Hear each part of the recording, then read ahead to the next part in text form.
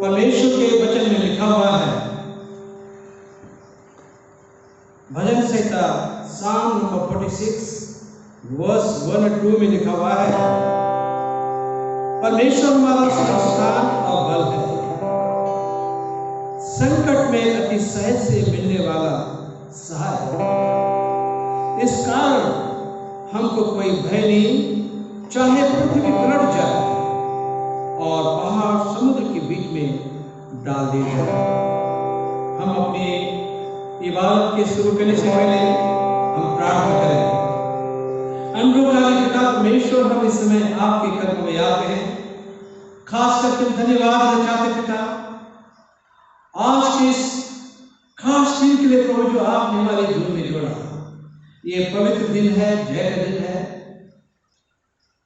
जब हम दुनिया की ओर देखते हैं तो बहुत सारे लोगों को ये मौका नहीं मिल पाया, परंतु हम आपके हृदय से धन्यवाद देना चाहते हैं कि हम आज आपकी हम शिकायत कर सकते हैं।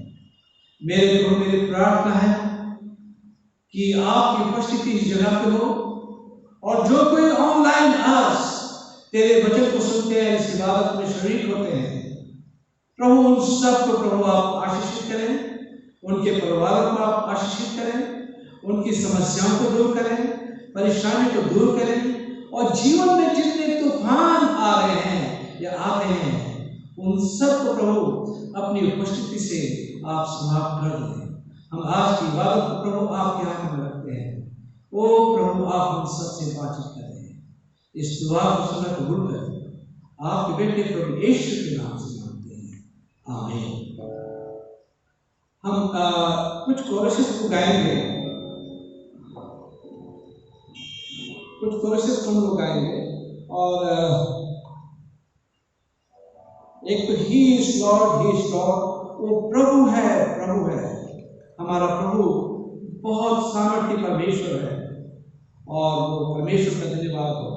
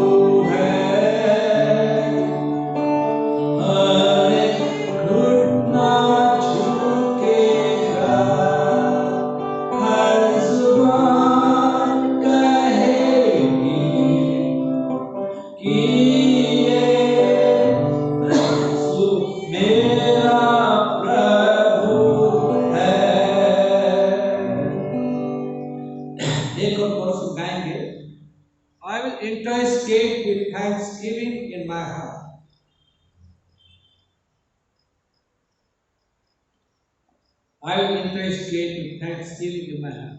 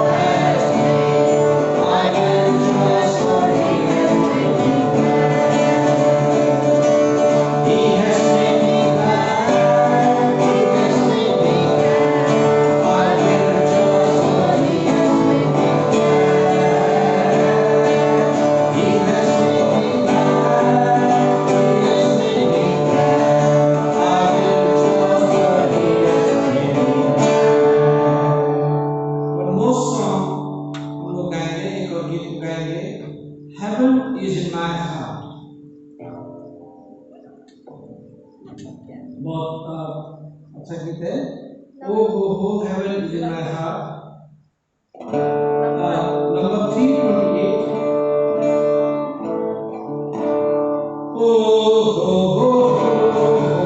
Heaven is my heart. Heaven is my heart. Heaven is my heart. Heaven is my heart.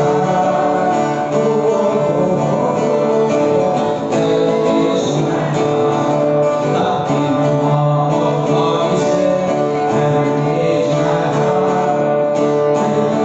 heart.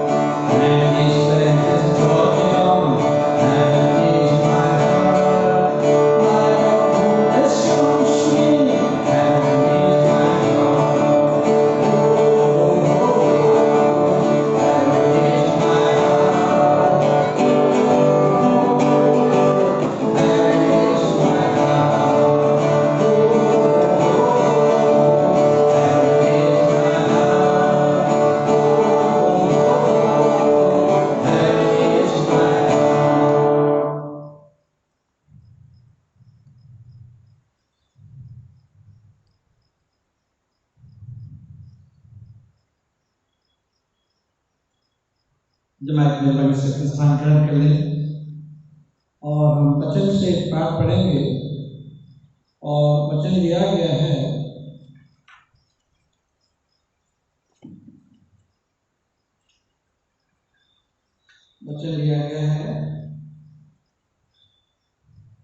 मरकुस की इंजील उसका 4वां अध्याय 35 पद से लेके 40 पद तक।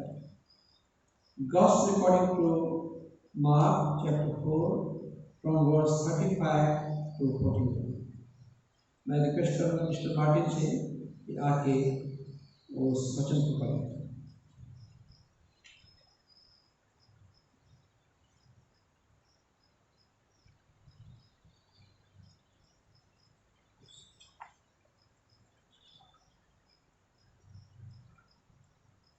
Mark 4:35 to 41।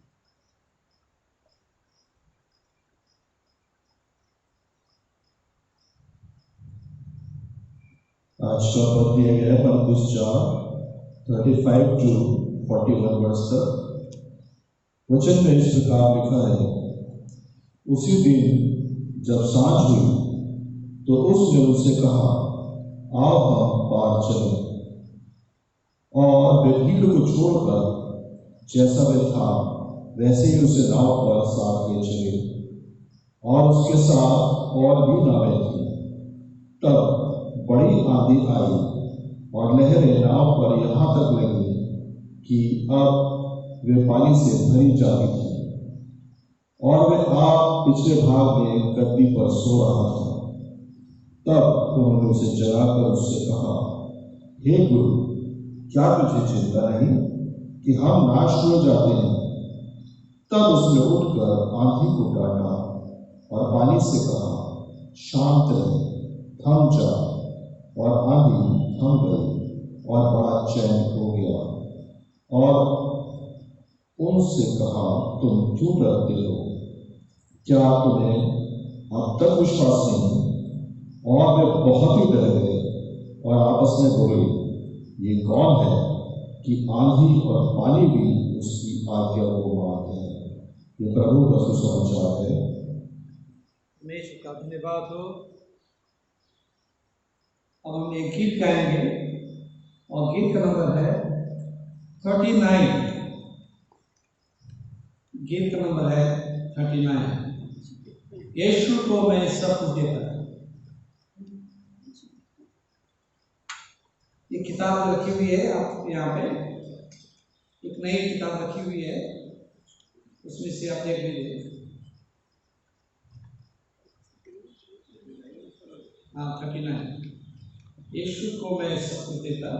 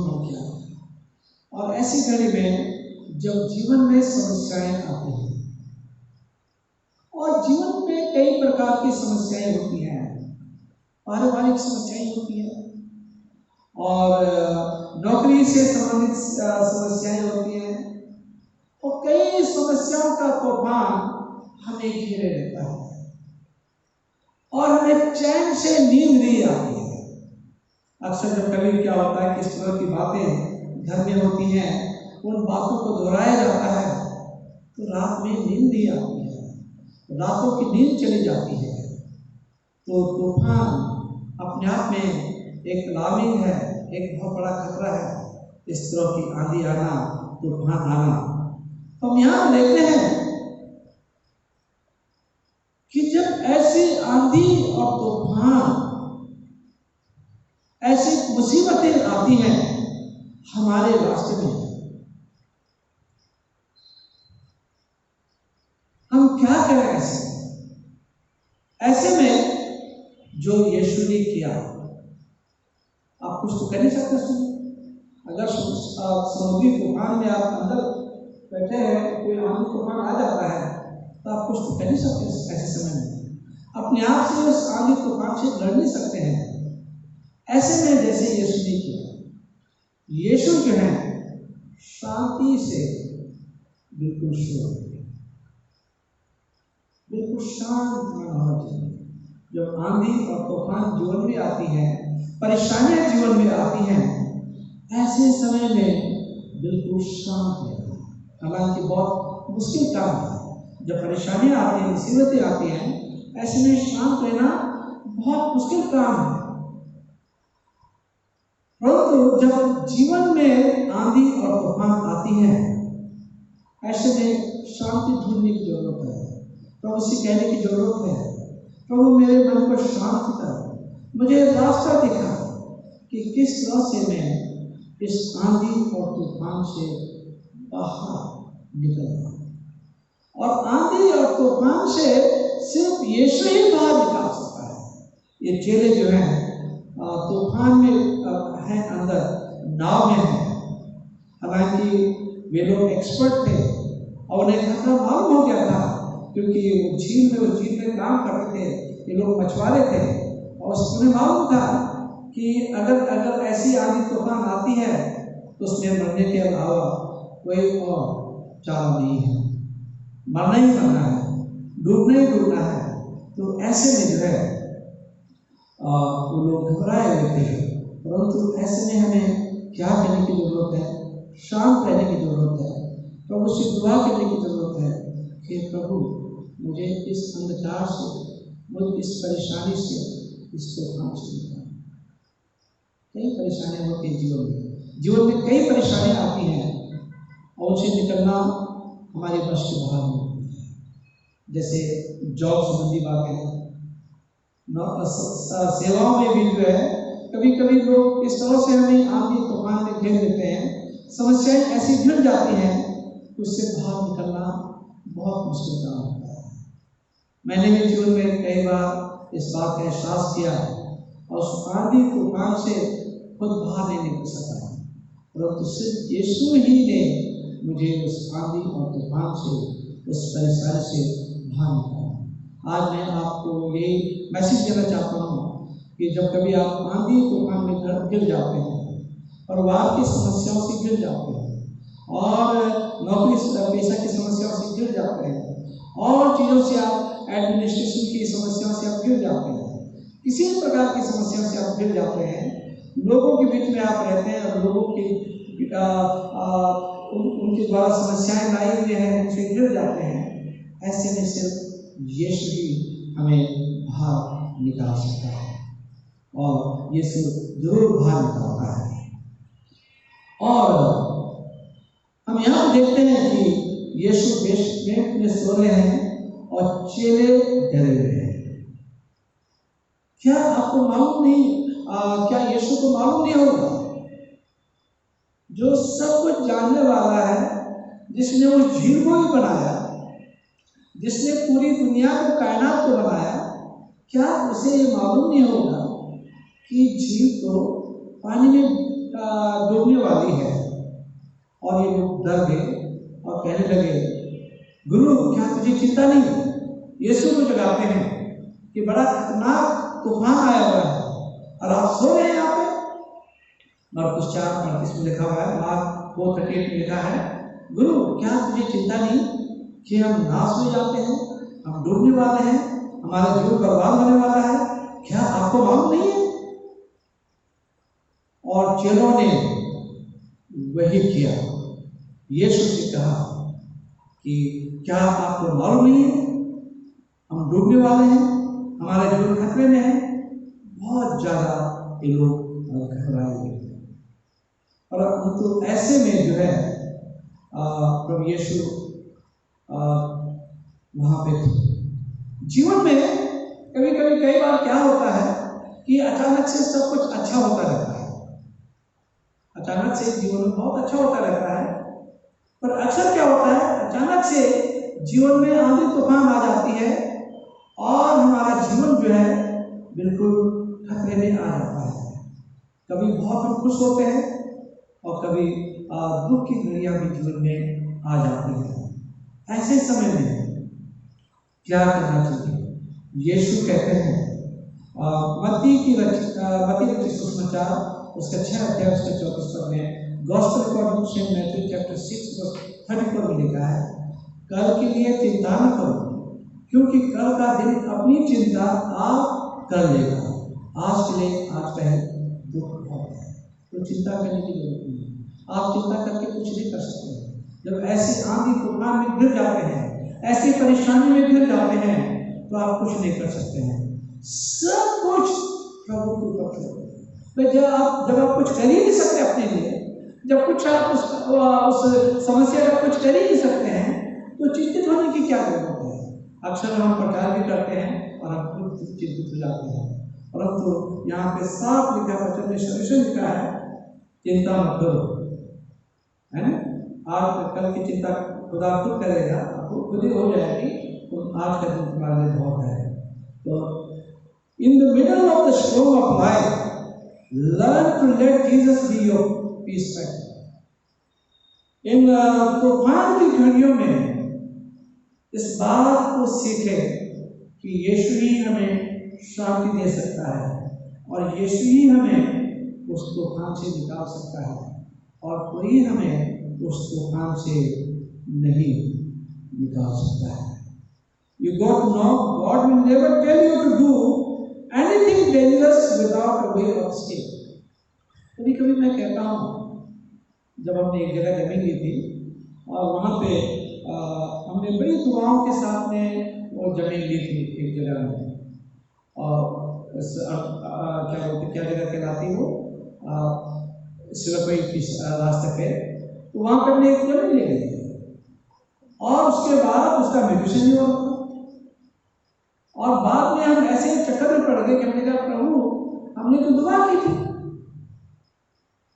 आपने ऐसे क्यों किया, ऐसे क्यों होने दिया?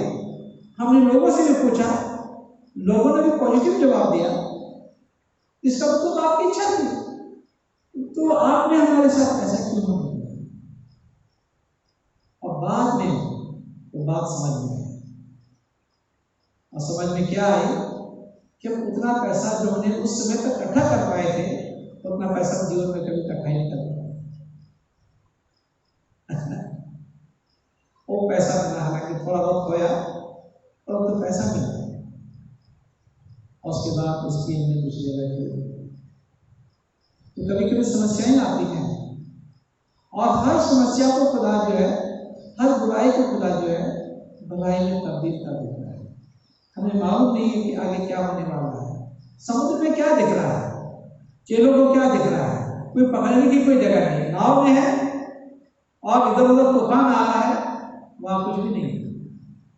अब ऐसे लोग क्या कर सकते हैं? अपने जीवन में ऐसे तूफान आ जाते हैं, कोई हमारे सहायक नहीं है, कोई मददगार नहीं है, ऐसे में क्या कर सकते हैं?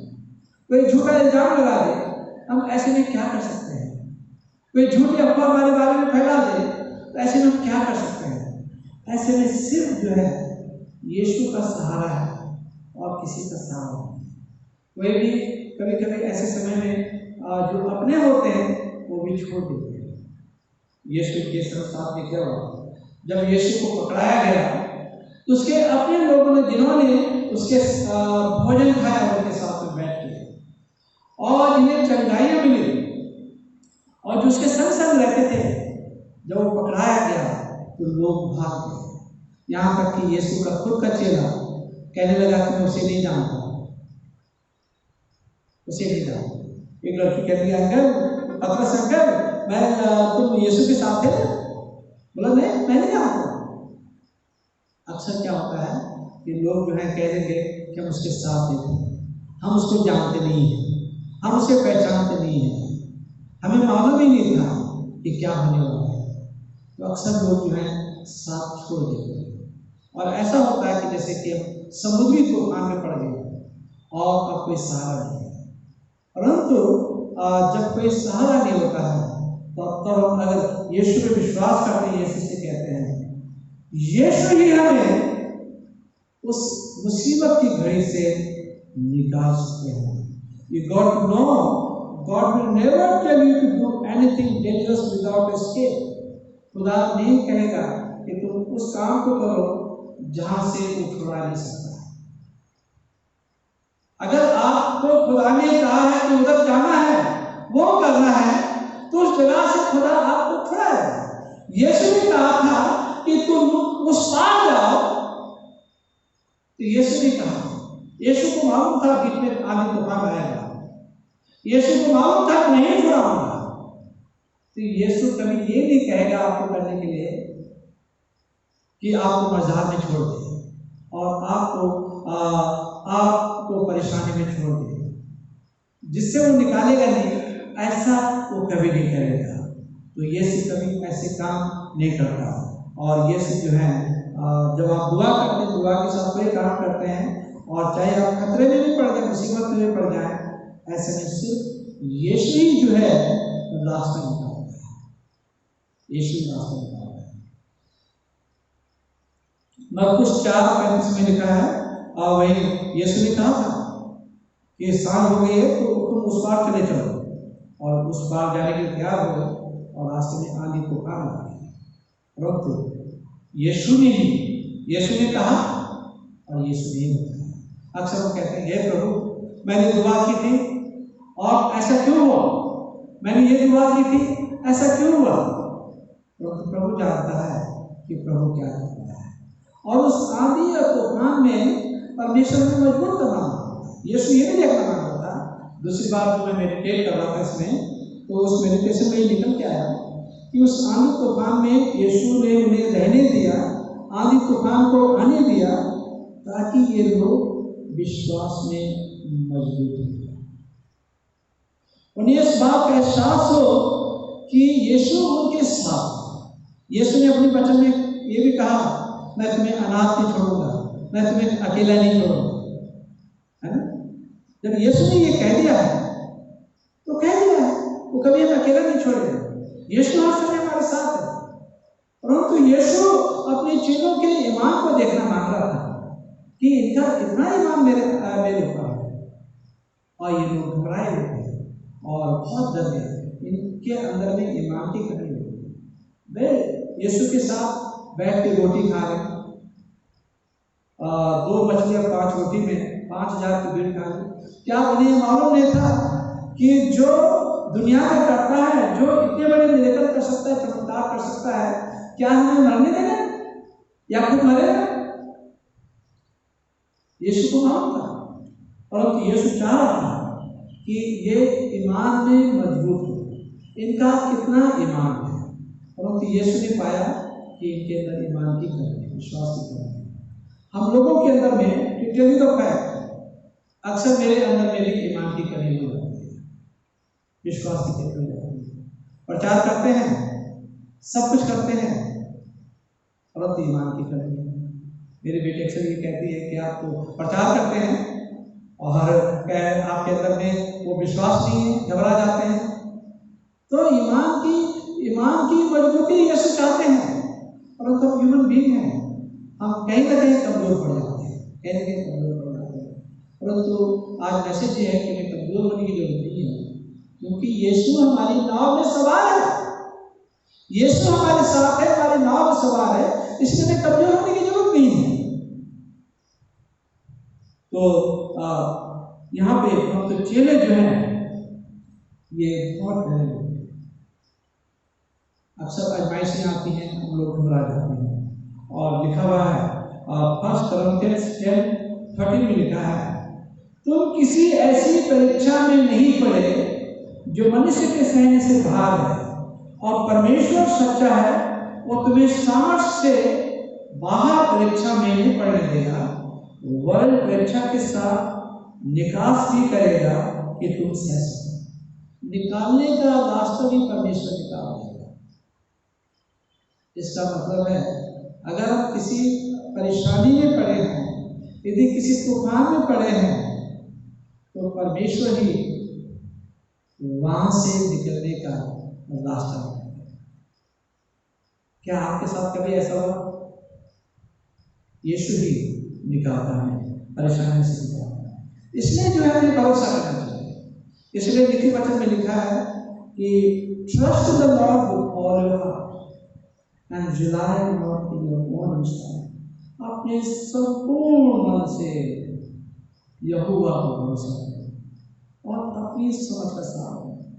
जहां आप अपनी समझ का सहारा लेते हैं, डूबने लगते हैं, परेशानियां हमें और घेरने लगती हैं, और हम कमजोर हो जाते हैं।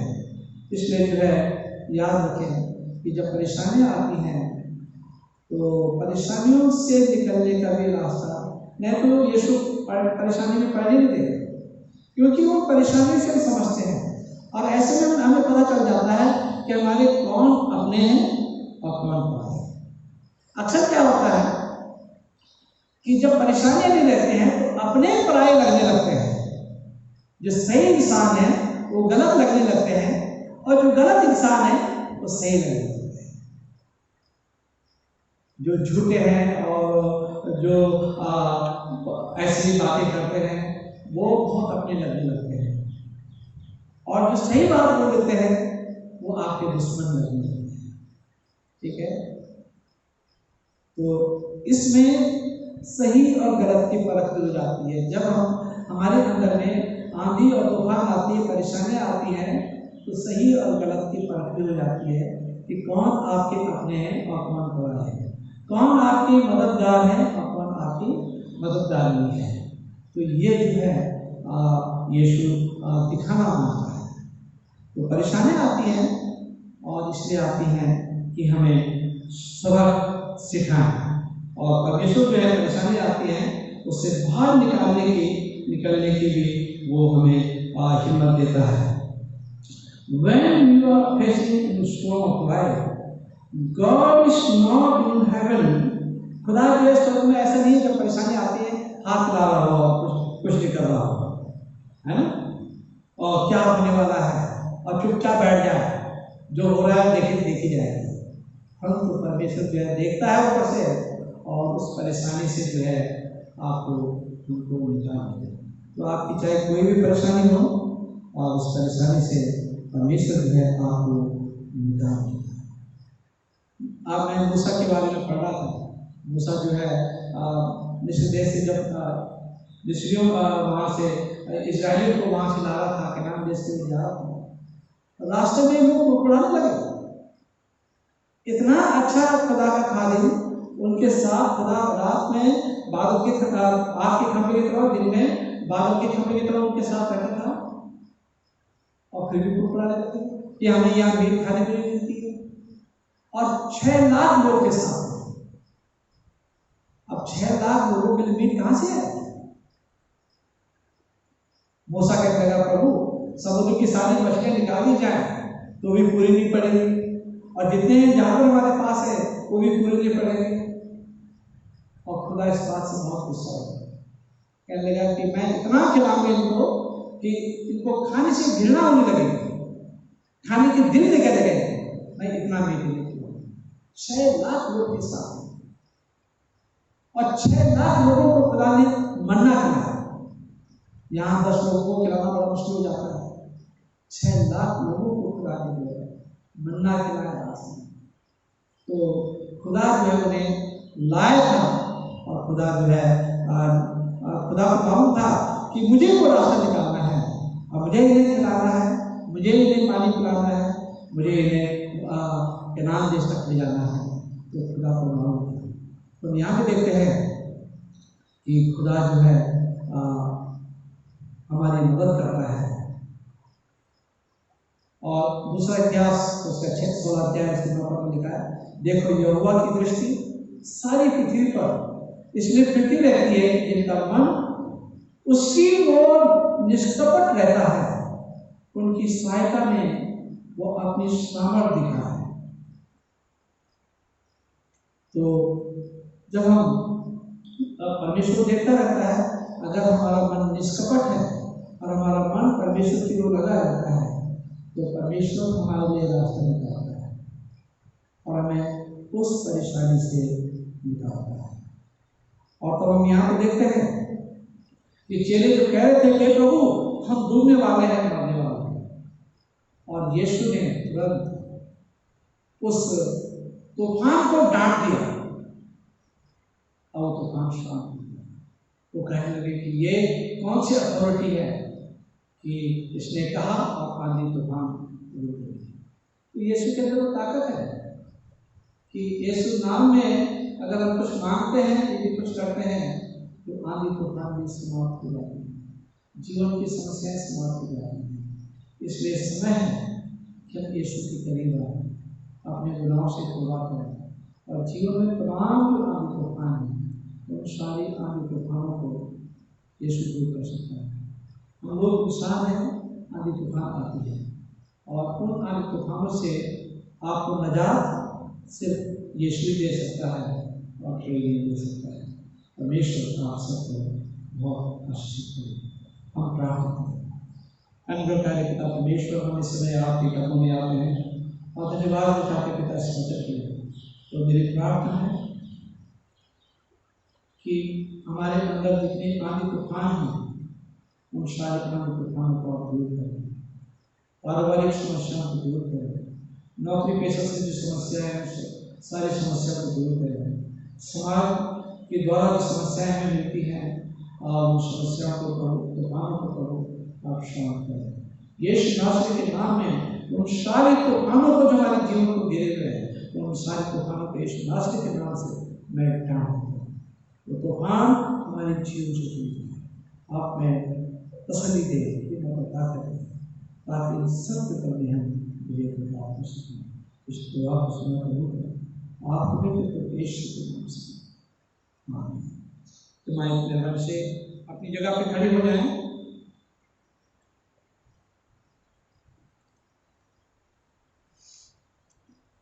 और प्रातःकालीन और सायंकालीन आराधना की किताब निकाल लें और प्रेरितों का विश्वास वचन साथ साथ कहेंगे। पेज नंबर पे मैं सर्वशक्तिमान पिता स्वर्ग पृथ्वी की सृष्टिकर्ता परमेश्वर पे विश्वास करता हूँ, उसके इकलौते पुत्र हमारे प्रभु क्रिस्त पे विश्वास करता हूँ। वो पवित्र आत्मा के सामर्थ्य से में आए, कुआरी मरियम से जन्मे, उन्होंने पहले से शास्त्र में होगा, वो क्रूस पर चढ़ाए गए, मारे उठाए गए और मृतकों के लोग उठे, वो तीसरे दिन जी उठे, वो स्वर्ग पर चढ़ गए और पिता के दाहिने ओर विराजमान हुए। वो जीवित और मृतकों को न्याय करने के लिए आएंगे। मैं पवित्र आत्मा पर और इस सर्वोच्च कलीसिया पर सबको की समिति पापों की क्षमा और सबको की समिति और अनंत जीवन में विश्वास करता हूँ। आमीन। हम अपना अपना हदिया देंगे।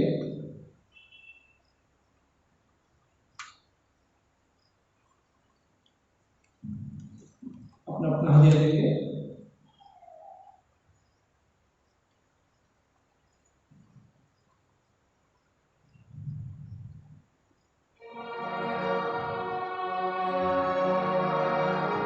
कृपया करके अपने घरों में भी आप हदिया दे सकते हैं, इकट्ठा करके चर्च में आते हैं तो आप ला सकते हैं।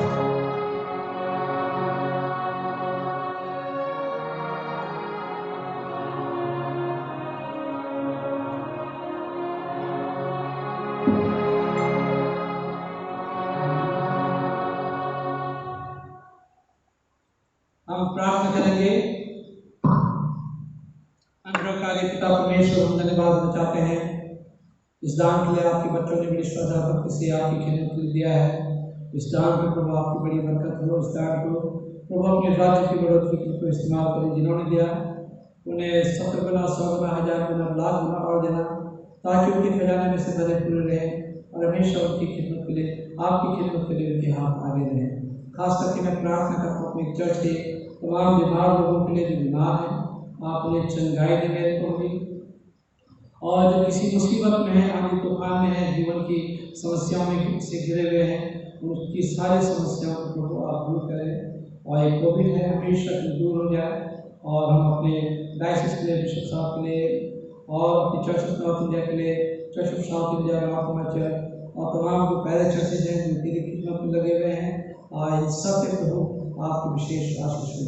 हम जितने यहाँ पर बैठे हुए हैं उनकी समस्याओं को जानते हैं, परेशानी को जानते हैं, चिंताओं को जानते हैं, जरूरतों को जानते हैं।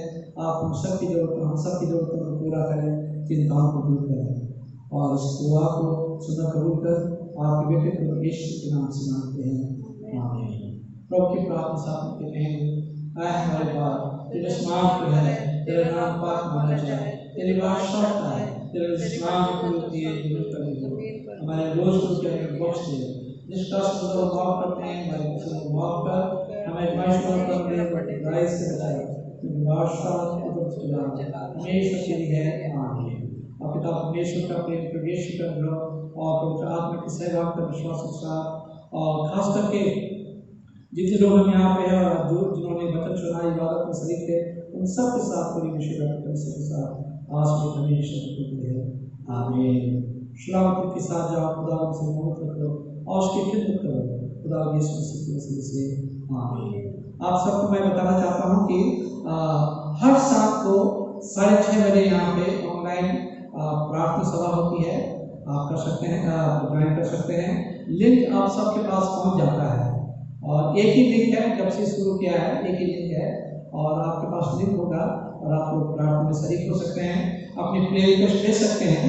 और संडे स्कूल बच्चों का होता है ऑनलाइन, और अभी 11 बजे, 11:30, छोटे बच्चों का 11 बजे है, बड़े बच्चों का 11:30 बजे संडे स्कूल होता है। तो कृपया करके अपने बच्चों को संडे स्कूल में जरूर भेजें। और यदि किसी को पास्टोरल केयर की जरूरत है, कोई अपने घर में बुलाना चाहता है प्रार्थना के लिए, तो मैं तत्पर रहूँगा, तैयार रहूँगा कि मैं आपके घरों में आके आपके साथ मैं संगति कर सकूँ। कम्युनिटी चाहिए बुजुर्ग वालों को, कम्युनिटी घर में मिल सकती है, पास्टोरल केयर बिल्कुल मिल सकती है। इसलिए आप लोगों से रिक्वेस्ट है कि आप जो है जब भी आपको जरूरत है आप फोन कर सकते हैं और अपनी दुआओं को दे सकते हैं। आप सब